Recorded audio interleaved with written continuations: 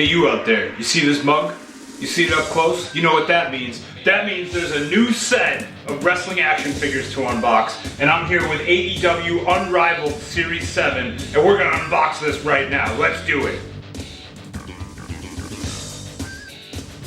So there's a little bit of controversy surrounding AEW Unrivaled Series 7. That's okay. We're gonna crack it open, starting with Lance Archer right here, so you can make up your minds for yourselves. Have a close look. Looks okay to me. We have to go deeper, like always. So here's Lance Archer to start. Here's a front profile. We'll have a side profile so you can get a quick look. Some discussion around this head sculpt. Here's the packaging with this picture on it. What do you think? You tell me. Is it spot on or isn't it? The nose is there, the hair's there. We didn't get the beard braid, but we got everything else. So, what do you think? As far as Lance Archer goes, I like the long braid design. That's pretty cool. He's got a lot of tattoos, a lot of ink going on here. It's a darker color, which it's okay. The detail is there, and that's kind of what matters. You tell me if you are a big tattoo fan on wrestling action figures. How does this look? Good? Bad? Let's discuss it. Plenty of crosses, a cross up top, 2 crosses down here, and this blotch, cool thing. Arm tattoos up and down, something written here. If Lance Archer could tell us, or a Lance Archer fan in fact, could tell us what this tattoo says on his arm, I'd like to know.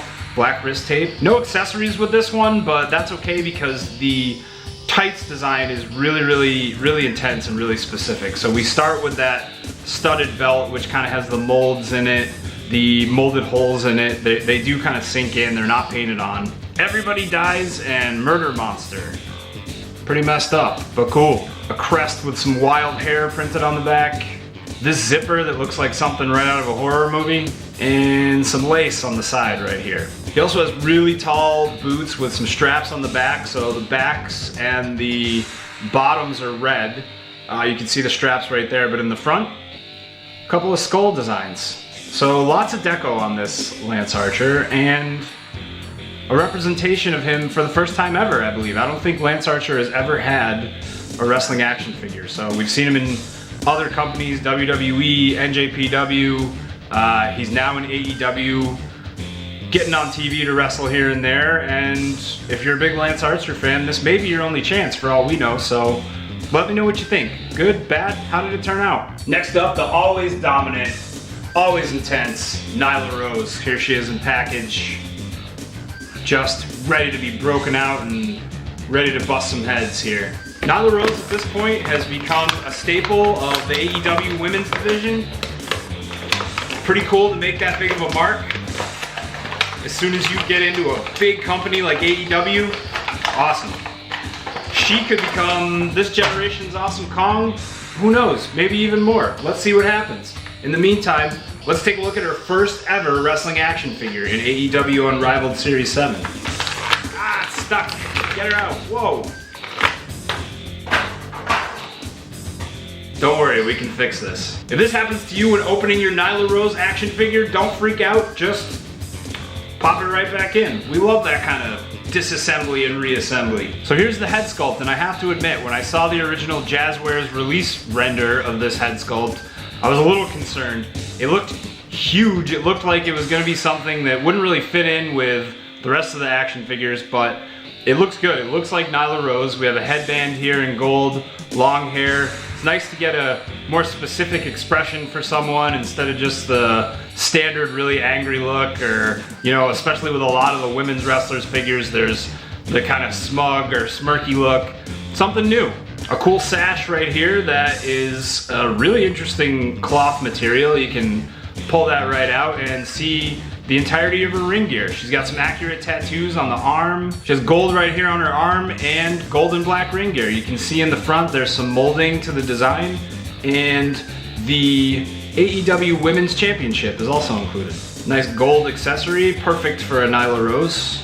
I also like her gauntlets. Those are pretty cool. There's another tattoo underneath. That looks like a little bit like a Legend of Zelda tattoo to me, which is kind of neat. Nyla, correct me if I'm wrong. Also another inscription tattooed on her arm right here. In the back, you can see a molded zipper. Jazwares is doing a really good job at including molding instead of painting on detail, so that's pretty cool. You can see in the front here too, there's some molding to these folds on the stomach of her ring gear. And then this sash right here with the red, blood red handprint. I think that's a handprint. Again, correct me if I'm wrong. But like I said, pretty cool detail. We have mostly molding instead of painted on detail. On the back we have NR, Nyla Rose, and she has black trunks on right here, and some gold and black knee pads, pretty sweet. Molded tassels on here, a lot of molding on this figure, like I said. So if you're a Nyla Rose fan, you want to build out your AEW women's wrestling division, or any women's wrestling action figure division, great piece to pick up right here. Oh, I forgot. Here's a cool eagle tattoo on the back. I think that's an eagle. And one more thing, if you pull the sash off, don't worry. You can just pull the head right off, pop it back on, right on top of it. Excellent. Next up, we're gonna get into our 2 tag teams, and we're gonna start with the always controversial, always intense, Dax Harwood and Cash Wheeler. We get their first time figure releases here with some cool gear, some controversial sculpts. Let's take a look. Starting with Cash Wheeler, here he is in package. He has his red jacket on and the AEW Tag Team Championship. These just get more and more fun to open each and every time. I'm never gonna get tired of that. So have a look at Cash right here. Here's a close-up. Again, on that head sculpt that everyone's been talking about. We have a little fade of a haircut right here. There were some photos that were leaked and made these look, you know, kind of terrible. I don't think it looks that bad. I think it looks like Cash Wheeler right here. But let me know what you think about the final product. Let's know in the comments what your thoughts are on the way that this Cash Wheeler actually turned out. His red entrance jacket is molded. It's a little bit flexible. It's not anything that you can kind of pose in any way, but should be easy to get off and on, and it's got a couple of straps right here that you can hook it back in whenever you want to put it on. Cool detail. There's his symbol right there, and looks good wearing it. I think it's a pretty cool entrance jacket. It has some folds, a lot of good detail on this one, so nice to see that on, but let's pop it off.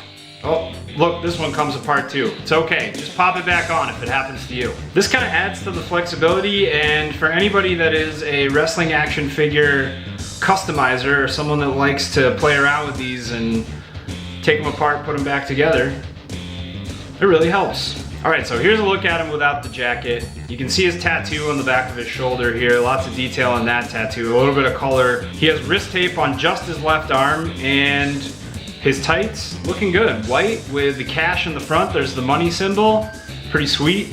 And one knee pad with a symbol on the front, red and white, and one knee pad that's just red and white. Pretty simple gear, but these guys let their wrestling speak for itself, so the gear just kind of adds to the aura of them being ass kickers. Classic style black wrestling boots with laces up and down, looking good. This guy's ready for a fight. Seeing this up close, it's good to see these belts finally. There's great detail on them. You see the blue there in the back. You see a little bit of the detail in the side plates. Nice and shiny. Any tag team that holds these championships should be proud, man. Now here's Dax Harwood, or as he's better known in the wrestling action figure community, Cue Ball McGee. Cracking open a Cue Ball McGee figure right here. Just kidding. Nobody knows him as that, but it was funny to say. Don't kill me, Dax. Okay, another one with the head sculpt controversy here. We have the bald head, we have the beard. I can see the criticisms. I understand why people are feeling like, hey, you know, that's not the Dax that I know and love, but from another hand, I think it does look like him enough that a first time in the line figure, it's a good effort, and we're hoping to see some improvements in the future, but in the meantime, great way to get your hands on FTR, and let me know what you think. How did this turn out? After those horrible leaked photos we saw, that's what we all get for looking at leaked photos. I think there's at least an improvement over that. What do you think? His jacket has a cool symbol on here. It matches his tag team partner. Textured collar right here, that's cool. And I'm gonna try to get this jacket off without pulling off any pieces. Is it gonna work? Probably not. Oh, I'm trying. There's one. Oh no, his hand came off. Already I failed. Okay, and here's a look without the entrance jacket. Great articulation. You can see definitely on the elbows here, which is cool, a painted on black elbow pad. Painted all the way through, I might add. His trunks white with the D in the front here, completely blank on the back. Like I said, these guys let their wrestling do all the flashiness and provide all the colors, so they don't need really insane ring gear, which I can appreciate in the day and age of people with just the most elaborate, intense ring gear of all time, that Dax and Cash take a classic look, and as they should, because they're classic wrestlers. One thing I'd like to really point out here, a great knee brace accessory. This one, you know, not only in recent years, but most of, at least the time that I've been collecting wrestling action figures, knee braces have these kind of really annoying straps that need to be plugged in. This one's just kind of molded, flexible, and bends along with the rest of the knee. Maybe in the future this could mean that it could, you know, rip easily or something if you're really playing really rough with it, but to me this kind of outdoes most knee brace accessories that we've seen in the past. So nice to see this as one solid piece that you don't have to fidget with for an eternity to make it look even halfway decent on a wrestling action figure. Here's a design on the front of his knee pad right here, red and white, and also a red and white knee pad on the other knee. Classic laced black boots with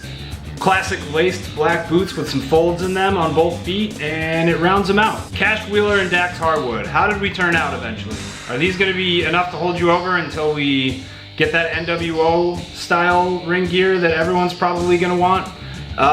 For me, I would say yes. I think these are good efforts, and can definitely, if you can't get your hands on any other Dax or Cash figures from the past, grab these to make sure you have them as part of your roster for whatever it is you're doing with your wrestling action figures. Oh, he comes with an AEW Tag Team Championship as well, so here's your chance to get both. And last but not least, the duo you've all been waiting for. Unless you really hate AEW, in which case, I don't know what you're still doing here. Get out. We don't need you.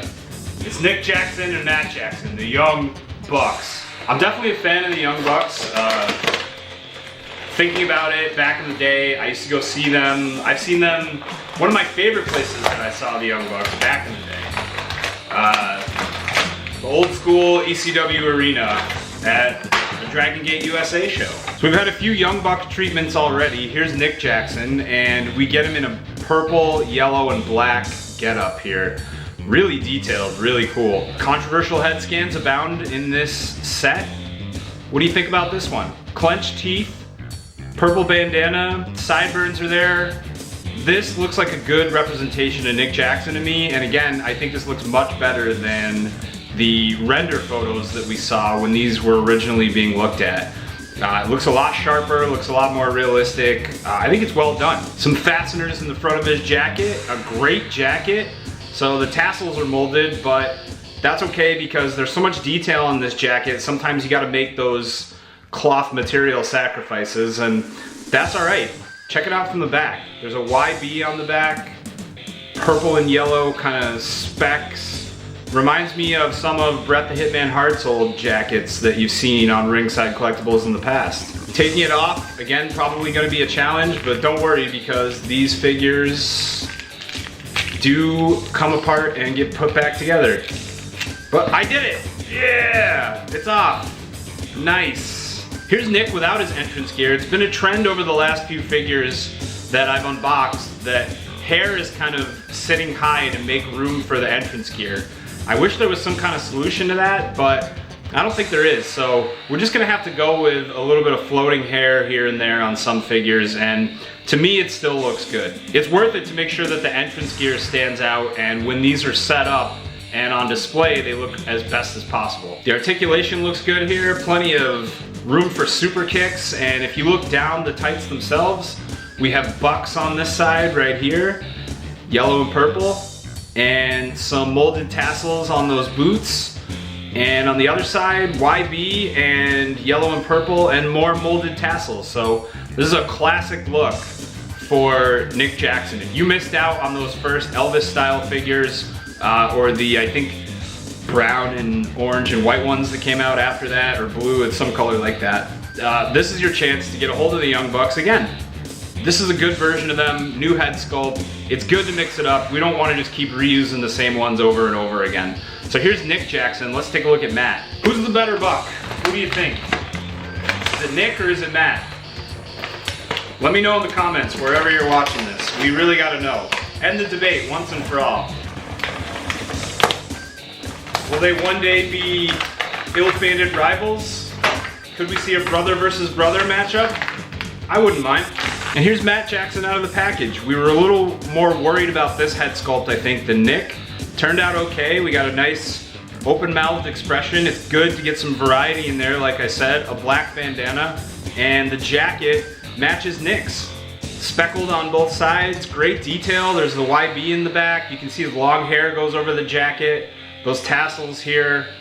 Excellent entrance gear on this Young Bucks figure. The good news is, if you really hate these head sculpts, but you're really into these attires, I don't think you should have any problem switching this with a couple of the other Young Bucks head sculpts. Sometimes they may have, you know, bandanas on those or something like that. Look, the head comes off so easily, no warm water required. How can you not?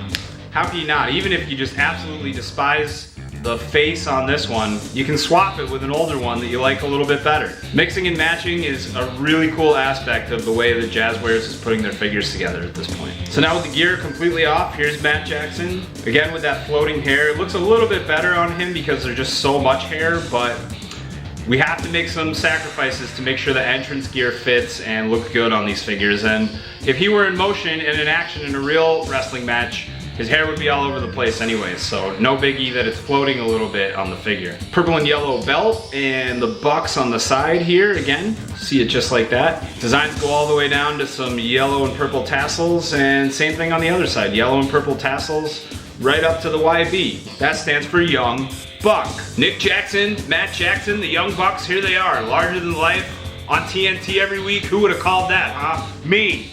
That's who. I called it. Years and years ago. Here it is, y'all, AEW Unrivaled Series 7. I hope to help you get a close look at these, dive a little bit deeper, and make your own decision as to whether or not you like them. To me, we're looking pretty good. Maybe a set that we would like some improvements on, but in the meantime, a great way to get FTR, a great way to get the Young Bucks, first time in the line for Nyla Rose and for Lance Archer. You couldn't ask for anything else. There's no main event stars hogging this up. There's no former business people from another place hogging up any figure spots. New faces. I'm all about new faces. Let's see even more of them in the future, and if they look a little bit better, I'm not gonna complain. But in the meantime, these are looking pretty good.